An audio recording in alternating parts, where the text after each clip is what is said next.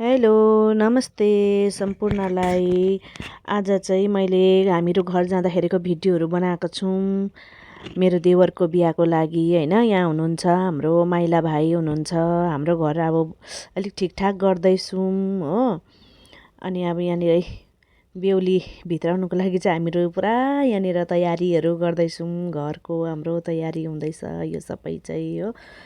अलिकति रिमेम्बरको लागि हो। यहाँ चाहिँ मेरो बुढा हेर्नुहोस् यहाँ पुरा हाँस्नु हुँदैछ। यता बाबा हुनुहुन्छ हाम्रो हो।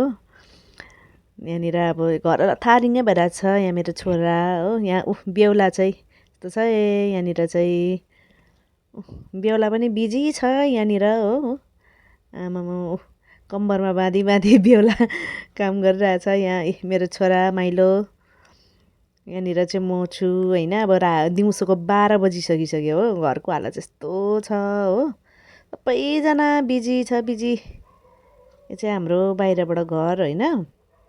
तर अहिले चाहिँ अब अलिकति चाहिँ हाम्रो गाउँ हो। अनि यहाँ चाहिँ हाम्रो माइला भाइले चाहिँ कलर गर्नु हुँदैछ। बिचारा माइला भाइ बहुत मेहनत गर्नुभएको छ पुरानको बुहारी भित्राउनुको लागि घर सिँगार्नुलाई हो। यहाँ हाम्रो भाइ यहाँनिर कलर गर्नु हुँदैछ भाइले हो। यहाँनिर बेलुकाको राति भइसक्यो नि हो। यहाँनिर यता पनि कलर भइसक्यो। हाम्रो जेठा भाइ हुनुहुन्छ बिजुलीको लाइनहरू ठिकठाक पार्नु हुँदैछ है। यहाँनिर माइला भाइ चाहिँ सबै अलराउन्डर गर्नुहुन्छ सबै हो। यहाँनिर बिचारा हो दाजु यहाँ पनि दाजु हुनुहुन्छ हो।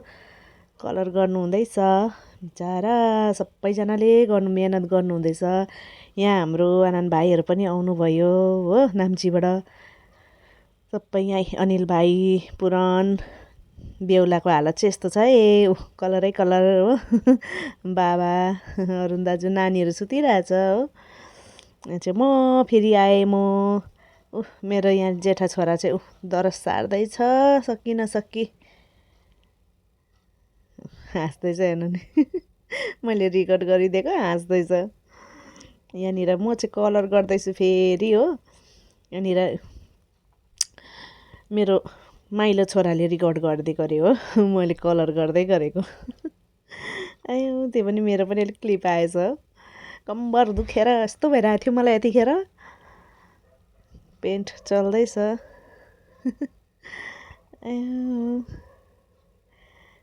कलर पनि सक्यो यहाँ बिचारा मेरो बुढाको हालत चाहिँ यस्तो भइरहेछ हो।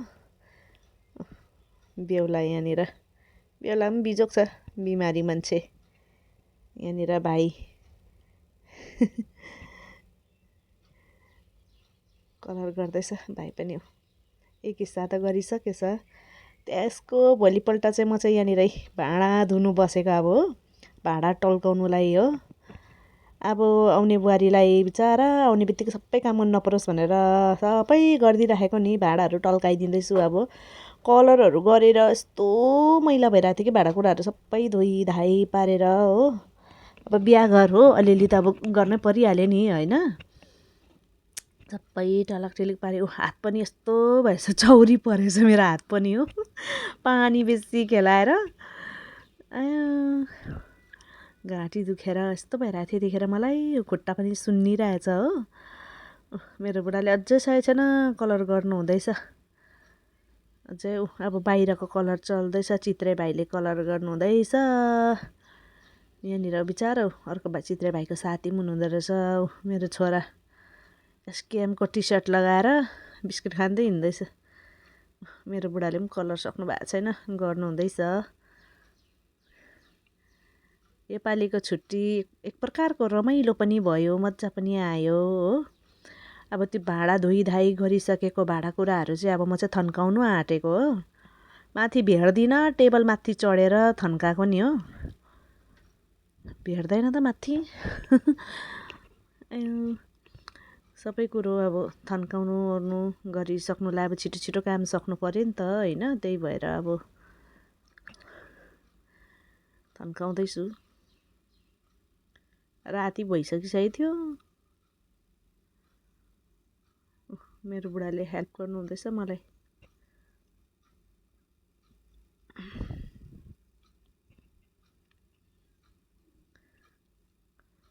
भाडाहरू दिनु सघाउनु हुँदैछ क्या उहाँले मलाई।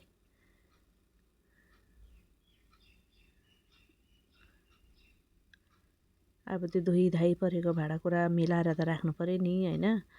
सबै धोइधाइ पारिसकेँ हो, थन्काएर चटक्कै पारेपछि चाहिँ ढुक्कै भइहाल्छ नि त। ए खुत्रे लास्टमा चाहिँ अब सबै काम सकेर चाहिँ कार्पेट पनि ओछ्याइयो घरमा। अब कार्पेट ओछ्याइसकेको थियौँ, त्यहाँबाट चाहिँ हाम्रो अरुण दाजुको चाहिँ साथीको चाहिँ एनिभर्सरी हुनुहुँदो रहेछ, सन्तोष दाजुको चाहिँ। अनि हामीले चाहिँ सानो एउटा केक ल्याएर सेलिब्रेसन गऱ्यौँ। यहाँनिर चाहिँ हामीले अलिकति उहाँहरूलाई अलिकति सरप्राइज पनि दिएको थियौँ हामीले दाजुलाई। अनि धेरै खुसी हुनुभयो उहाँहरू। यो चाहिँ हामीले अलिकति सेलिब्रेसन गरेको सानो क्लिप मैले यसमा पनि एड गरेँ, किनभने यो पनि यो सबैको पलको एउटा यादगार पल थियो, त्यसले गर्दाखेरि। अनि भोलिपल्ट चाहिँ मैले बाबालाई नुहाइधुवाइ गरेँ। यो दिन चाहिँ अब बेहुलाहरू चाहिँ मगनीको लागि जानुभएको थियो, त्यो दिन चाहिँ नुहाइधुवाइ गऱ्यौँ। त्यहाँदेखि भोलिपल्ट बिहा भएर अब आउनुभयो मेरो देवर होइन। अब 2 तारिकको दिन हो यो चाहिँ। मेरो मम्मी र बाबा हुनुहुन्छ यहाँनिर। अनि अब बिहा सबै सकेपछि म चाहिँ भन्ज्याङबाट फर्केँ। यो चाहिँ नाम्चीमा मेरो आमा, बाउजू, काकी, नानीहरू हुनुहुन्छ हो। यो चाहिँ अब हामीहरू जानु आँटेको सिलगढी। अब यो चाहिँ नाम्ची छोडेको हामीले। यो चाहिँ जोरथाङ रोडको अलिकति क्लिप। यो चाहिँ सिलगढी दिदीकोमा पुगेको राति हो। हामीले यसो बसेर डिनरहरू गरेको चाहिँ हामीले सानो एउटा यादगारको उयसमा चाहिँ हामीले यो क्लिप बनायौँ। हामी सबैजना बसेर खाना खाँदैछौँ। अन्त भोलिपल्ट चाहिँ हामीहरू फर्क्यौँ। यो चाहिँ ट्रेनमा हो। बाउ छोरा यहाँनिर चाहिँ सेवा गर्दैछ बाउको। यो चाहिँ त्यहाँदेखि बिहानको नास्ता ट्रेनमा ब्रेड जुसहरू होइन रहेछ, अन्डा हो। अनि यहाँ चाहिँ फुपूले मेरो कान्छा छोरालाई खुवाइदिनु हुँदैछ, खाजा खुवाइदिनु हुँदैछ मेरो कान्छा छोरालाई फुपूले। फुपू पनि हामीसँगै हुनुहुन्थ्यो। मजा आयो यो पल फुपूसँगको। हाम्रो यो फर्स्ट यात्रा हो यसरी सँगै हिँडेको। मेरो जेठा छोरा चिया, यो चाहिँ ट्रेनको चिया हो। अनि अब फुपूले खानु हुँदैछ, नानीलाई खुवाइसकेर चाहिँ फुपूले खानु हुँदैछ। त्यहाँदेखि सबैजना आफ्नो आफ्नो अब खानुको लागि बस्नुभयो। अनि फुपूले बाइट लिनुभएको मैले रेकर्ड गरेको, हाँस्नु हुँदैछ। अनि यसमा कतिवटा कुरामा है अब मैले बोल्नुमा अब गल्ती गरेछु भने तपाईँहरूले यो भिडियो सुनिदिनु भयो भने चाहिँ मलाई माफ गरिदिनुहोस् होला। मैले चाहिँ एउटा यादगारको दौरमा बनाएको होइन। अनि अब यो चाहिँ मेरो पाली आयो खाजा खाने। अनि मैले चाहिँ के दिँदो रहेछ नास्तामा भनेर चाहिँ सबै कुरो देखाएको छु अलिकति है। अन्त यो चाहिँ अब हामीहरू दिल्ली पुगिसक्यौँ हो। अब उत्रिनुको लागि सामानहरू सबै निकाल्दैछौँ हो। अनि अब आज चढ्यो भने भोलि त पुगिहालिन्छ नि त होइन। अन्त पुग्यौँ अब हामी चाहिँ।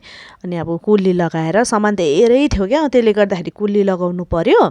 अनि अब सामान सबै उतारिसक्यौँ हामीले। यति बेसी गर्मी भगवान्, यति बेसी गर्मी कि दिल्ली पुगेपछि चाहिँ हाम्रो हालत चाहिँ यस्तो खतरनाक भएको थियो। हेर्नुहोस् तपाईँहरूले यहाँनिर हेर्न सक्नुहुन्छ, हामीहरू चाहिँ यस्तो बेसी गर्मी थियो। कस्तो खतरनाक गर्मी थियो नि हौ आमामा। यहाँ हेर्नु नि गर्मीले हालत यस्तो भइरहेछ सबैजनाको हो। यो चाहिँ अब हामीहरू क्याम्प पुगिसक्यौँ होइन। अब बाटोतिरको चाहिँ मैले भिडियो हालिनँ किनभने भिडियो त्यसै लामो भइसकिसक्यो। यो चाहिँ हाम्रो बिएसएफ क्याम्प हो। क्याम्पभित्र हामीहरू पुगिसक्यौँ। अनि अब हामी चाहिँ क्वार्टरको तर्फ जाँदैछौँ। अन्त यो चाहिँ अब क्वार्टरहरू आइपुग्यो। अनि अब यहाँनिर चाहिँ हाम्रो यो चाहिँ क्वार्टर हो। अनि यो चाहिँ अब हामीहरू उत्रिसक्यौँ। अब मेरो कान्छा छोरा हेर्नुहोस्, अब फुपू पनि उत्रिनु हुँदैछ। गरमले चाहिँ पुरा हालत थियो है। सिक्किमबाट चाहिँ यहाँ आउँदाखेरि चाहिँ हामीलाई यति बेसी साह्रो पऱ्यो हो स्टेसनबाट घरसम्म आइपुग्नुलाई हो। अन्त अब मेरो छोरा त झन् टाउकोमा रुमाल झाडन लगाएर हिँडिरहेछ। यो चाहिँ घरभित्र यत्रो दिन घर बन्द भएको चाहिँ अवस्था चाहिँ यस्तो थियो, धुलो मुलो होइन। र पनि अब हाम्रो माइजू हुनुहुन्थ्यो, अलिअलि सफा गरिदिनु भएछ घर चाहिँ। अब हाम्रो यो चाहिँ मेरो किचन हो। अन्त यो चाहिँ अब फुपू हुनुहुन्छ। Okay by.